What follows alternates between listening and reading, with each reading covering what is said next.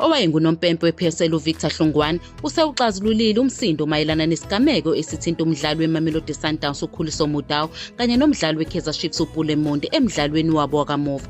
Abalandeli abaningi bebebona sengathi uMudau bekufanele ajeziswe ngokuphusha uMonde ngaphakathi ebhokisini, kodwa unompempe u-Olani Gwindi akazange ayivuthele impempe ngokudlaliswa kabi kukaMonde. uHlungwane uchaza ukuthi okwenze uMudau angajeziswa yingoba ukuxhumana kwakhe akuzange kube nomthelelo omkhulu ekutheni uMonde adlale ibhola. Yize uMudau exhumene noMonde, uMudau besaliphethe ngokugcwele ibhola futhi ukwazile ukukhahlela ishoti yize egejile.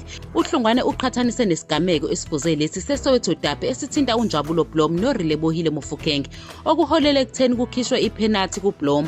Ngokusho kukaHlungwane, umehluko omkhulu phakathi kwalezi zigameko zombili umthelela ukuthintana. Esigamekweni sikaBlom ukuxhumana nomdlali kwaba nomthelelo omkhulu ekutheni umdlali adlale ibhola, kanti esigamekweni sikaMudau ukuxhumana bekukuncane futhi akuzange kuphazamise ukulawula kukaMonde ibhola.